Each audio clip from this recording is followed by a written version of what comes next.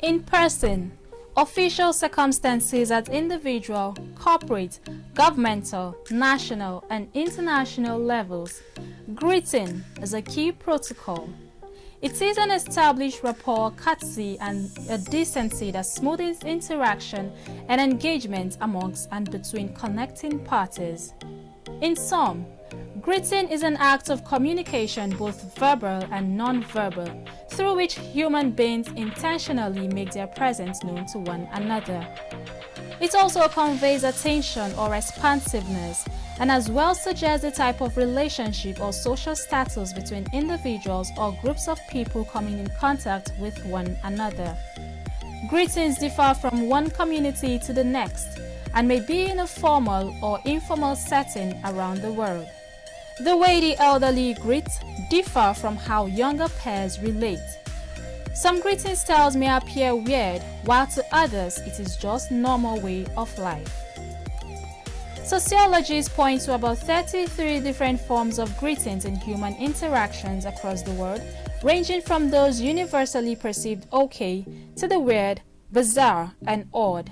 Nods, bows, beckons, handshakes, hugs, claps, eye twinkles, kneeling, squatting, prostrations, back taps, knuckles, high fives, thumbs up, raised palms, clenched fists, pegs, and kiss. All are greetings. Responses to greetings are largely circumstantial, cultural, and environmental. It is a function of different strokes to different folks. For instance, sticking out the tongue may be offensive in most climes. In Tibet, it is not. There, it is a traditional greeting. Tibet, a region in East Asia, sticking out of the tongue is a way of greeting showing that you come in peace.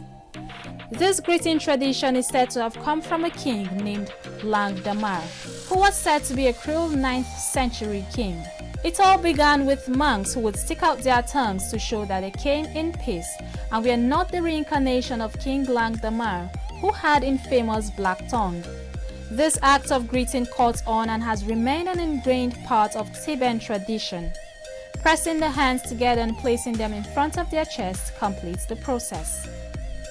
Elsewhere in Australia and Guinea, genital grabbing is a way of greeting. The practice in Australia was more common among the Aboriginal tribe Wulbiri. Upon visiting each other, men will place their genital in the hand of their host as a symbol of trust and can't be harmed. If one refuses to grab the genitals, it is considered a sign of hostility. The act was documented as early as the 1950s. In a custom in Papua New Guinea, the leader would make newcomers suckle his wife's breast, while new mothers caresses the genital region of their male infant as a way of showing affection. Another way of greeting that may seem weird in the general context is rubbing and bumping of noses. In New Zealand and some Asian countries, this is a way of exchanging pleasantries. The pressing together of foreheads and nose, which is called hanji, is what New Zealand's indigenous Maori people call a sharing of breath.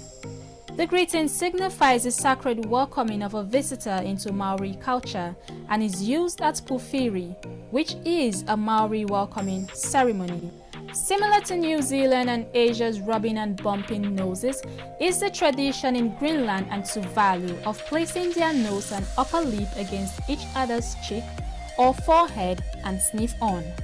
This is a way of greeting that is, however, limited to very close relationships. On the South Pacific island of Tuvalu, pressing cheeks together and taking deep breaths is still part of a traditional Polynesian welcome for visitors. Also, in several parts of the world, blowing air kisses on the cheek is a way of greeting considered normal, especially in the Western world. In Africa, air kisses is considered unusual, childish, and disrespectful. Then, there is the universally accepted handshake as a form of greeting.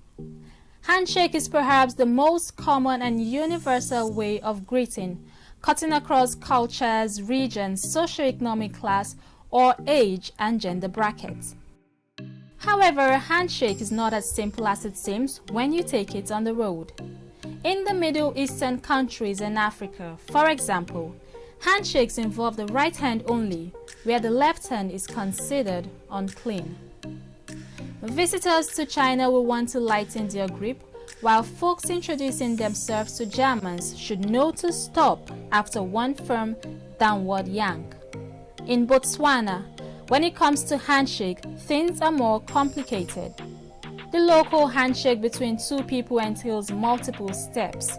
First, you clasp right hands, shake up and down once, interlock thumbs, raise your arms to the right angle, grasp hands again, and then release to a relaxed shake position before letting the other person's hand go. Another quintessential angle to handshakes is the multiple shakes after pulling back the palm to touch the chest and repeating the process. It's practiced amongst dominant Hausa communities in West Africa, particularly in Nigeria, Niger, Chad, and Ghana, as well as Cameroon. It is equally interesting to note the thrilling act of applause as part of a hello to some communities. In Zimbabwe, the clapping of hands comes after folks shake in a call and answer style. The first person claps once, the second person twice in response. Men clap with fingers and palms aligned and women with their hands at an angle. In northern Mozambique, people also clap but 3 times before they say morni, meaning hello. Putting a hand on the heart after a handshake is also another way of greeting, particularly among Muslims, signifying good wishes and prayers for wellness from the bottom of the heart. In Malaysia, it is formal, but this traditional Malaysian greeting has a particularly lovely sentiment behind it. First, you take the opposite person's hands lightly in yours, then you release the person's hands and bring your own hands to your chest and nod slightly to symbolize goodwill and an open heart. It is polite for the other person to return the gesture. Men are expected to wait for local women to extend the hand, and if they don't, the man will put a hand on his chest and give a slight nod. Same protocol prevails in European aristocratic etiquette, where it is considered ungentlemanly to stretch for a handshake with a lady unless the lady does first. Taking a bow is another way of greeting around the world. When it comes to bowing, the question isn't just when to take a bow, it is how to do it. In Asia, pressing the palms together in an upward pointing prayer position at heart level or higher, and then bending the head slightly forward to take a bow is considered a sign of respect and gratitude. In Thailand, the higher the hand is placed, the more the respect accorded. In Japan, on the other hand, a deeper bow indicates a higher level of respect and prayer hands are not used. Men bow with hands at the sides and women with hands on the thighs. Among the younger generations, a head bow like a nod but more pronounced is becoming the new norm. Another way of greeting is revering elders. Throughout Asia and Africa, honoring your elders is a given. This means greeting seniors and older folks before younger people, always using culture-specific titles and terms of respect upon first meeting. In the Philippines, locals have a particularly unique way of showing reverence. They take an older person's hand and press it gently to their foreheads. In India, locals touch older people's feet as a show of respect. In Nigeria, as well as in Liberia, young people drop to one or both knees to honor elders. The men prostrate, squat, or bow.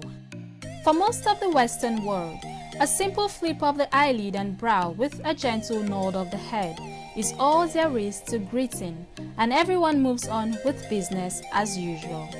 This form of greeting is largely attributable to the fact that the West is basically an impersonal society, too much on the go.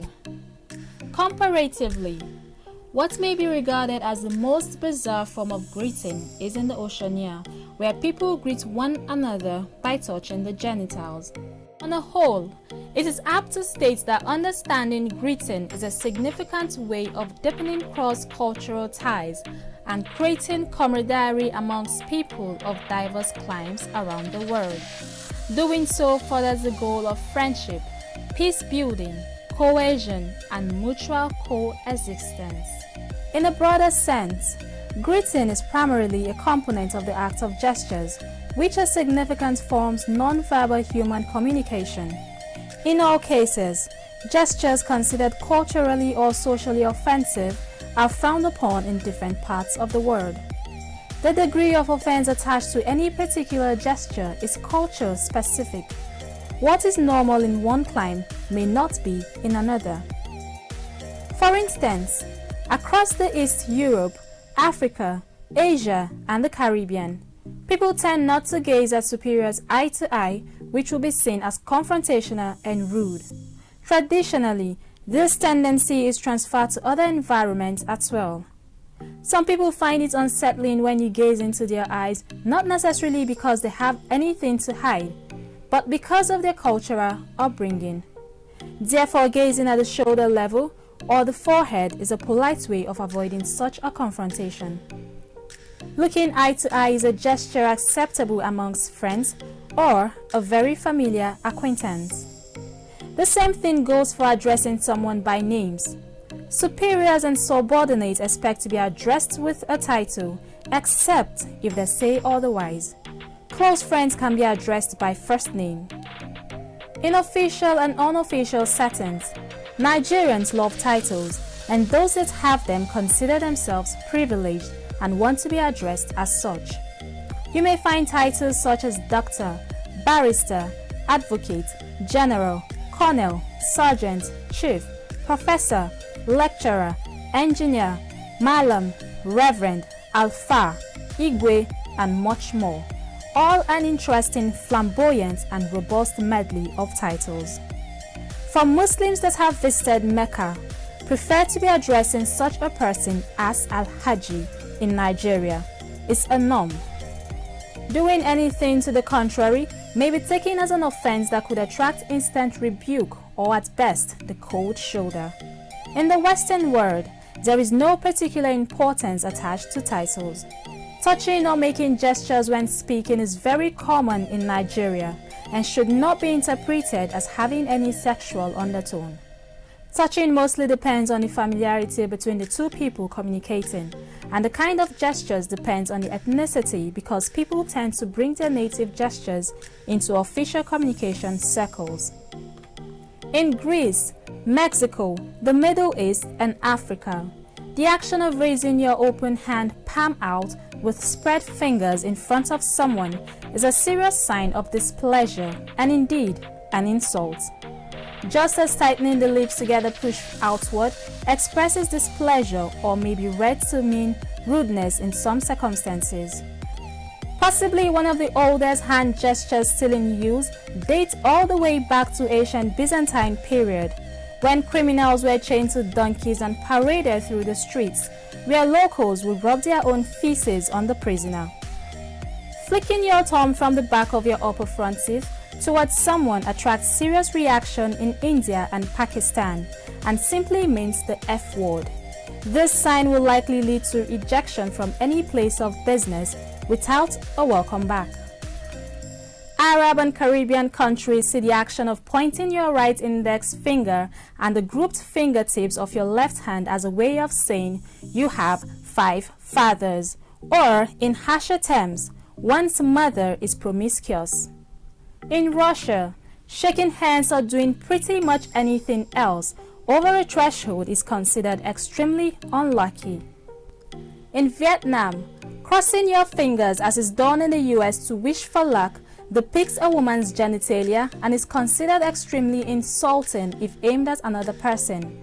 It is a hand sign alternative of calling someone the C word. Some countries, including England, Ireland, New Zealand, and South Africa, consider an outward facing of V sign, aka a peace sign, as giving someone the middle finger. Traveling to one of these countries requires making sure that palm is faced outward. It is paramount to know which gesture is offensive in a particular region to further enhance relationships and communication across the world. Every culture, tribe, religion, and ethnicity have peculiarities in the ways of relating with one another. Some are offensive to other people, some may appear weird to others, but in all, folks across the world are obligated to respect the ways of life of one another.